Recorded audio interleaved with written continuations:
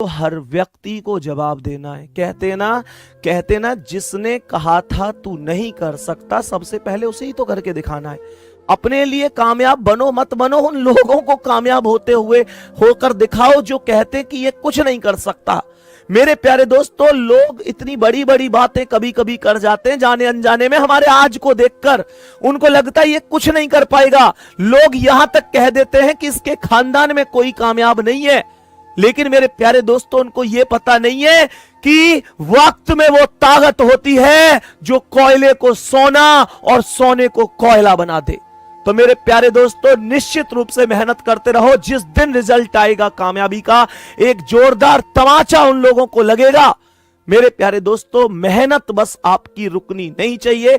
अगर आपकी मेहनत ईमानदारी से है तो दुनिया की कोई ताकत आपको नहीं रोक सकती। मेरे प्यारे दोस्त, इस चीज को ध्यान रखना है। सही है ना प्यारे दोस्त? इस चीज को बढ़िया तरीके से ध्यान रखेंगे। बस एक बात ध्यान रखना कि अगर कामयाब होना है तो जल्दी से जल्दी कामयाब होना है। मेरे प्यारे दोस्तों, निश्चित रूप से विजय के रास्ते पर चल पड़े हैं तो विजय होना है, जल्दी से जल्दी होना है। मेरे प्यारे दोस्तों, सफलता समय मांगती है, लेकिन मैं यही कहूंगा कि अब वो समय आ चुका है जब हमको सफल होकर अपने घर जाना है।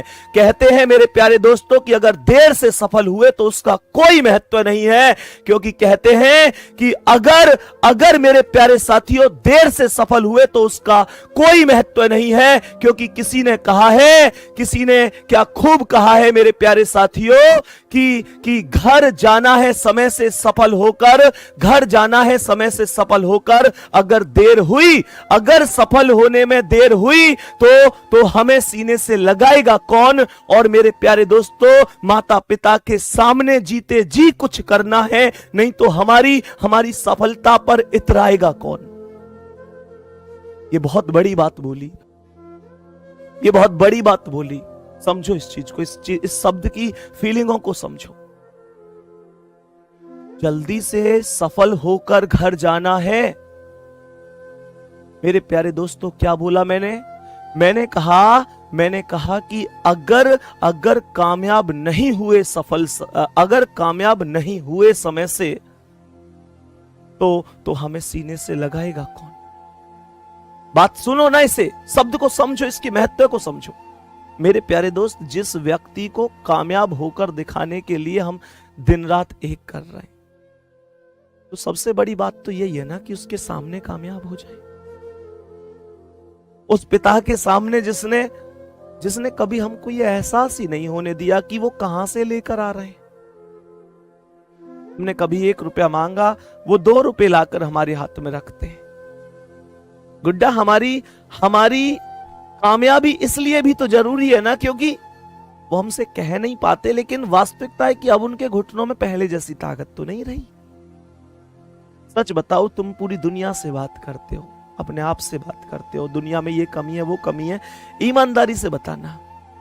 कितने तुम में से ऐसे हैं जो शाम को 10 मिनट का टाइम निकालकर पापा के साथ बैठकर बात करते हैं?